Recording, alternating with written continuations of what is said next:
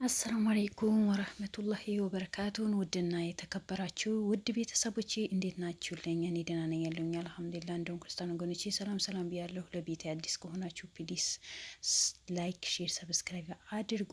እነሆ ዛሬም በአዲስ ነገር መተናል። አዲሱ ነገር ደግሞ እንደምታውቁት ከትላንት ወዳ አያትህ በህይወት አለች። በተለይ ይሄ የሚያምር ቦታ አገራችን ኢትዮጵያ ነው። እንኳን ደስ አላችሁ። እኔ ሳየው በጣም ነው ደስ ያለኝ። አያትህ አለች በህይወት አባትህ የት እንዳለ ምን ላይ እንዳለ ትነግርሃለች ብሎ ተናግሮ ነበር። ገና ብዙ ሚስጥር ምነግርህ ነገር አለ። ስለዚህ ያ ሚስጥር ለነግርህ መረጋጋት አለብህ፣ መቸኮል የለብህም ብሎ አንድ ሰውየው ለልዑል በግልጽ ነግሮት ወጥቶ ነበር። ስለ ቀለበቱ እናትህ ብዙ ሚስጥር የምታውቀው ነገር አለ ብሎ የተናገረው ነበረው። በመጨረሻ እንደምታውቁት የልዑል እናትና ልዑል ፊት ለፊት ተፋቶ ነበር። እናቱ የደበቀችው ሚስጥር በሙሉ አውጥታ ነበር። ቀለበቱ አባቱ እንደሰጠው ለ20 ምናምን አመት ጉድጓድ ውስጥ ቆፍራ እንዳስቀመጠችው ለአባቱ አደራ እንደሆነ ልጄ ሲያድግልኝ ስጪው፣ ለማንም እንዳሰጪው እንዳላት ትላንት በስንት መከራ እስካሁን ምንም ነገር አላውቅም ያለችው ነበረው። ትላንት እንኳን በተሰራው ቪዲዮ አያትህ ነው የሰጠችህ፣ አያትህ ነው ያስቀመጠችልህ ብላው ነበረ። ግን በመጨረሻ ፋጣትና እውነቱ አወጣችው። እውነቱን አውጥታው እኮ ብሉ ላይ በጣም ተቆጥታ ነበረ። ዛሬ ደግሞ ሌላ አዳዲስ መረጃ ወጥተዋል። በጣም የሚያሳዝን ነገር ልዑልን ቀለበቱ ካወጣኸው አደጋ ላይ ነህ፣ ልትሞት ትችላለህ። ስለዚህ ቀለበቱን ማድረግ አለብህ። እሱ ነው የሚጠብቅህ ከብዙ ከምስራቸው በሙሉ ነገራቶች በሙሉ ቀለበቱ ነው የሚጠብቅህ። ስለዚህ ቀለበቱን ማድረግ አለብህ።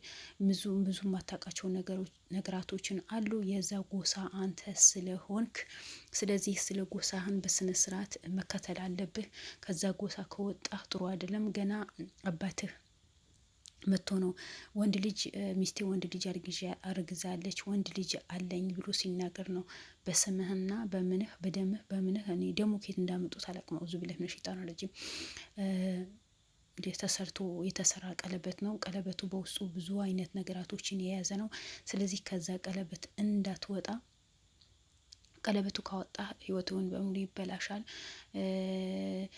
ነገራቶቹ በሙሉ ሊበላሽብህ ይችላል። ላትኖር ትችላለህ ነው የተባለው። በጣም የሚያሳዝን ጉዳይ ነው። ልዑል ጉዳይ ላይ በዚህ ቀለበት እስካሁን ለምን አልነገራችሁኝም? ለምንስ አልተነገረኝም? ይሄ በሆኑ አሁን ለምን እንደዚህ ነገር መጣስ ብሎ ሲጠይቀው ልዑልን ብዙ ነገር ተፈልገህ ነበር ከገጠር ትሉ ብለህ አዲስ አበባ ወጣ። አዲስ አበባ ከወጣ በኋላ በዙሪያህን ያልፈለግንበት ቦታ የለም፣ ያልገባንበት ቦታ የለም። ነገር ግን እናትህ ነገር ግን በዙሪያ ያሉ ሰዎች በምንም ሁኔታ አንተን ልናገኝ ፈቃደኛ አልነበሩም። ስለዚህ ያ ነገር ደግሞ ዋጋ አስከፍሎናል እንጂ እስካሁን ለአንተ ምንም ነገር ሳንነግርህ ለመቆየትም አንፈልግም ነበር እና እባክህ ተረዳኝ፣ ነገራቶች በሙሉ አስተካክላቸው፣ ፍትህን መስጠት አለብህ። ይሄ ቀለበት ግን ደግመህ ማድረግ አለብህ። እናትህ ቆፍራ ስንት አመት እንዳስቀመጠችው ለምን እንዳስቀመጠችው እያንዳንዱ ነገር ሚስጥር አውቃለሁ ነው ያለው። ስለዚህ የልዑል እናት አሁንም የደበቀችው ነገር አለ ማለት ነው። ገና ሌላ ሚስጥር የተደበቀ ነገር አለ። ይሄ ሰውዬ ሆነ ብሎ ልዑልና እናቱ ለማጣላት ሆኖ ብሎ የተነሳ ነው የሚመስለው። ምክንያቱም አነጋገሩም ስራውም ለምን እናት እንደዚያ ታርገን እናት ይቦን ታውቃለች፣ እናት ሚስጥሩን በርግጥ ታውቃለች። የልዑል እናት ግን ሚስጥር ነው የደበቀችው። እና ለምን ልዑልን እንደዚህ ያልሆነ ስሜት ውስጥ እንዲገባ ያልሆነ ነገር እንዲያስብ ከእናቱ ጋር እንዲጣላ የምታደርጉት ለምንድን ነው? ከልዑል ምንድን ነው የፈለጋችሁ? በቃ የዛ ጎሳ ነው የወርቁ ልጅ ነው በቃ ይኑር። ምንድን ነው ጥቅሙ? ምንድን ነው? ግዴታ ባዕድ አምልኮት ማምለክ አለበት ነው ልጁ? ለምን አንድ ፈጣሪውን አምልኮ ይኖራል ነው? የፈጠረው ፈጣሪ አምልኮ ለሚኖራ እሱ ነው የሚጠብቀው እንጂ ቀለበቱ አይደለም የሚጠብቀው። እና ከ25 አመት ድረስ ሲደርስ ድረስ ማን ነው የጠበቀው? ቀለበቱ ፈጣሪ ነው። በቀለበቱ ነው የምታምኑት? የእናንተ ፈጣሪያችሁ ቀለበቱ ነው? እኔ ያልገባኝ ነገር ልዑልን የጠበቀው ፈጣሪው ነው እንጂ ቀለበቱ አይደለም። ድሮም ከ1 እስከ 25 ድረስ ሲደርስ ድረስ ከእናቱ ሆድ ወጥቶ እስከ 25 አመት ሲደርስ ድረስ ፈጣሪ ነው የጠበቀው። አሁንም ፈጣሪ ነው የሚጠብቀው። የእናንተ አምልኮት የእናንተ ባዕድ አምልኮት ይሄ ምን ማለት ምናምን በቀለበት ነው ምናምን፣ ቀለበቱ ሊወድቅ አይችልም። በዛ ሰዓት ማን ሊጠብቀው? ወይስ ሌላ ቀለበት ሰርታችሁ ነው ያስቀመጣችሁት? እና ይሄ ሰውዬው ሉልን መጠንቀቅ አለበት። ለምን ከእናት ጋር ለማጋጨት ነው ሆኖ ብሎ የተነሳ ይመስለኛል። በእርግጥ እናት ጋር ጥፋት አለ፣ ሙሉ በሙሉ ጥፋት አለባት። መጀመሪያ ጀምራ ብታስረዳህ ኖሮ ዛሬ ለዚህ አትበቃም ነበር። ዛሬ ለዚህም ስሜትም አትደራግም ነበር። ዛሬ ከብዙ ሰው እንድትጣላ አትሆንም ነበር። ሙሉ በሙሉ እናት ላይ ጥፋት አለ። ሆነው ቀረ ማንም ሆነ ምንም ለሁሉም ፈጣሪ ይጠብቀው። የሚጠብቀው ፈጣሪ ስለሆነ ሰው ሳይሆን ቀለበት ሳይሆን ባዕድ አምልኮ ሳይሆን ሁላችን የሚጠብቀን ፈጣሪ ነው። ማንም ባዕድ አምልኮ ሆነ የባዕድ አምልኮ ተገዢ ሆነ ጠንቋይ ሆነ ምን ሆነ ለአንድ ቀን ለራሱ መሆን አያቅተው ሰው እኮ ነው። ግን አሁን ጤና ስላላቸው መስራት ስለሚችሉ ከኛ በላይ ማንም የለም፣ እኛንን የምናውቀው ሁሉ ነገር መስራት የምንችለው ቀለበት ነው ጂኒ ጃንካ ነው ምናምን የሚሉት። አንዳንዴ እንደው ፈጣሪያችሁ አትፈሩም እንዴ? በቃ ሁሉ ነገር በራሳችሁ ደስታ በራሳችሁ ህይወት የምትኖሩ ነው የምትመስሉት አይደለም። ፈጣሪ ስለፈቀደን ነው እዚህ ዱንያ ላይ የምንኖረው እንጂ እሱ ባይፈቅድልን ለአንድ ቀን አንኖርም ነበር። ስለዚህ ሉል አሁንም ተረጋጋ። አሁንም ፈጣሪያህን አጥብቀህ ያዝ። ይሄ ቀለበት የሚሉትን ያዩበት ሰዓት ማቃጠል አለብህ። ከፈለክ የአባት መመለስ አለብህ። እናቴ አሁን ቢሆን የደበቀችኝ ሚስጥር አለ። ምክንያቱም እያንዳንዱ ነገር ያውቃል። ቀለበቱ የት እንደደበቀችው ምን እንደሆነ እያንዳንዱ ያውቃል። እሱ ከእናት ጋር ሊያጠላህ ሊሆን ይችላል የመጣው። ስለዚህ ልዑል እባክህ ነገራቶችን ቀስ ብላ በትዕግስት ተራመድና አስተውላ ነገራቶች ይፍታቸው። በወርቁ ዙሪያ የታገቱ ይሄ ሰውዬው ደግሞ ብር ያስገባላቸዋል በየወር ሂዶ ያያቸዋል የተባሉ ልጆችን እንደምንም አስወጣቸው። እነሱ ሌላ ቦታ ውስጥ ማስቀመጥ አለብህ። ከዛ የእነሱ ባዕድ አምልኮ የሚባሉ ነገራቶች በሙሉ መተው ነው ያለብህ። ለምን እነዚህ ሰዎች ሆነ ብለው ከስራህን ከቤተሰብህም ለምን አደክ፣ ለምን ተለወጥክ፣ ለምን ጥሩ ደረጃ ላይ ደረስክ፣ ለምንስ እንደኛ በባዕድ አምልኮ ውስጥ ያልተዘፈቀም፣ ለምን እንደኛ ቡድን አልፈጠረም በማለት ነው እነሱ ያ ነገር ነው የሚያስቡት። አንተ ግን ከነዚህ ነገራቶች የለም። ንጹህ ሰው ነህ። ሰው ትልቅ ሆነ ትንሽ ሆነ ሰው በመሆኑ ብቻ የምታከብር የምትወድ ህዝብህን የምታከብር የደከሙ እናቶችን የደከሙ አባቶችን የምታከብር ጀግና ነህ። ስለዚህ ይሄ ባህሪን ደግሞ መቀጠል አለብን። እነሱ ያናደዳቸው ለምን እንደኛ ብቻው ገለተኛ ሆኖ አልኖረም፣ ለምን ሌላ ብሔር አፈቀረ፣ ለምን ሌላ ጎሳ ፈቀረ፣ ለምን እንደዚህ በቃ ማለት ሁሉ ነገር በእነሱ እጅ ስር ገብተህ እንደፈለጉ ሊያሽከረክሩ ስለሚፈልጉ ነው። አሁን ቢሆን ራስን መጠበቅ አለብህ። ከነዛ ሰዎች መራቅ አለብህ።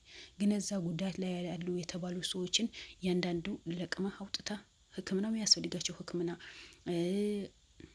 በእርግጥ እሱም ተናግረዋል። ሕክምና የሚያስፈልጋቸው ምን የሚያስፈልጋቸው እያንዳንዱ ነገር ቦታ አደርጋቸዋለሁ። እኔ ስራዬ ለእውነት ነው የምሰራው እንጂ ለማስመሰል ወይስ ሰው ያይልኛል ወይ ይሆን ነገር ይልኛል ብዬ አይደለም። ለእውነት የሚሰራ ሰው ነው ያለ። አዎ ሉል ለእውነት የሚሰራ ሰው ነው። ለእውነት ሰርቶ ለእውነት የሚቆም ሰው ነው። ስለዚህ እባካችሁ ሉልን ተውት። ስራው ይስራበት፣ ይኖርበት፣ ህዝቡን ያገልግልበት፣ የተበደሉ ሰዎች ያገልግልበት። አሁን ትርኪ ምርኪ የሆነ ኬዝ ይዛችሁ ባትመጡ ኖሮ የስንት ሰው ደርሶ ነበር፣ የስንቱ እንባብሶ ነበር፣ ስንቱ ጋር ደርሶ ነበር፣ ስንት እናቶችን አሳክሞ ነበር፣ ስንት አባቶችን ከወደቁበት አንስቶ ነበር። ግን እናንተ ምንም አይጠቅም ነገር አባትህ አለ እንደዚህ ሆኖ በዚህ ወጣ ቀለበት ሆኖ እናተ ደብቃ ማይረባ ነገር የተናገራችሁ ማይረባ ነገር። አሁን ጭራሽ ብላችሁ ቀለበቱ ካወጣ አደጋ ላይ ነህ፣ በህይወት አትኖርም፣ እንደዛ ትላለህ፣ እንደዛ ስትላለህ። እሱ ነው ህይወት የሰጠው።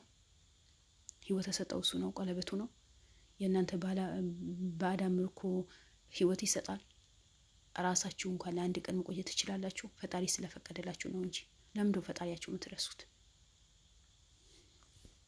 የለውን ነገር በጣም አሳሳቢ ነገር ነው። በጣም ያሳሰበኝ ነው የመጣው። ለምን በየቀን አዳዲስ መረጃዎች ነው የሚወጡት። አዳዲስ መረጃዎችን ዛሬ አለቀ ዛሬ ይገላገለዋል ስንል ሌላ ነገር ይመጣል። ደግሞ የሚመጡ ነገሮች ማይረቡ ነገራቶች፣ ትላንት የሰማነው ዛሬ ደግሞ ነው የሚናገሩት። ራስ በራሳቸው ተመካክረው ይሁን ምን ይሁን ትላንት እንዲያወራው ዛሬ ደግመዋል። ሌላ አዲስ መረጃ አለ ብለው ይወስዱትና ያው ነገር ነው ደግሞ የሚነግሩት። ልጁ የሆነ ቢዚ ለማድረግ ነው የፈለጉት። ለምን ተብሎ ልጁ ምን ባደረገ? ስለዚህ እባካችሁ ሉል ይስራበት፣ ሉል ይኑርበት። እንደናንተ አይነት ጋጣ ወጡ ሳይሆን ብዙ ምስኪኖች ይሆናሉ። እነሱ ይድታበት፣ ለእነሱ ይድረስ። እናንተ ስራ ፈት ስለሆናችሁ ነው ልጁም ስራ ፈት የምታደርጉት። በየጊዜ አዳዲስ ነገር ያው የነገር መደጋገሙ ትንሽ አይደብራችሁ? ሰው ለምን ኖርክ፣ ለምን አደግ፣ ለምን ሰው ረዳህ ይባላል እንጂ ግዴታ እንደኛ ባዳ ምልኮ አለብህ፣ ባዳ ምልኮ ማምለክ አለብህ ተብሎ በዚህ ልክን ትሄዳላችሁ? በዚህ ልክን አባቱ በህይወት አለ፣ ለምን አታሳዩት? ለምን በየጊዜ አዳዲስ አጀንዳ ትፈጥራላችሁ? ባለፈ እናትህ ታውቃለች፣ ጓደኛው ያውቃል፣ እክሌ ያውቃል። ዛሬ ደግሞ ዞሮ አያትህ ነው የምታውቀው። እሺ ከአያቴ ጋር አገናኙ። በዚህ ወጣ በዚህ ገባ። አንድ እኮ ጠቃሚ የሆነ መረጃ የሚነግሩት ነገር የለም። ልጁ ሊያሳብዱት ሆነ ብሎ የተነሱ ሰዎች ናቸው። ችግራቸውም እንደሆነ አላውቅም። ለምን ከሉል ጋር በዚህ ልክን ችግር እንዳለባቸው፣ ለምን እንደሚያሳብዱት፣ ለምን አይምሮን እንደሚነኩት አላውቅም። ለምን ቢዚ እንደሚያደርጉት አላውቅም። እንደገና ግዴታ ቀለበቱ ማድረግ አለብህ። ከጣቱ መውጣት የለበትም። ከጣትህ ከወጣ አለቀልህ። በቃ የመጨረሻ ጊዜ ነው። እንደዚህ ይባላል። ሰው በዚህ ልክን አስተሳሰቡ የወረደ አስተሳሰብ ይኖረዋል። ኧረ ፈጣሪያችሁ ፍሩ። ቢያንስ ፈጣሪያችሁ ፍሩ። ፈጣሪ ስለፈጠራችሁ፣ ፈጣሪ ስለፈቀደላችሁ ነው በህይወት ያላችሁ እንጂ እውነት እናንተ ባላችሁት ወይ እናንተ በወሰናችሁት አይደለም። ማናችን ፈጣሪ ስለፈቀደልን ነው። ስለዚህ ከባካችሁ ልጁ ይኖርበት። ምንም በማያውቀው ነገር ችግር ውስጥ አትክተቱት። በቃ አባቱን ካለ አለ ሂዶ ያገኘዋል። አሳዩት። ምንድነው በየቀን መጨቃጨቅ? ልጁን ስራው እንዲፈታ የምታደርጉት ምንድን ናችሁ እናንተ?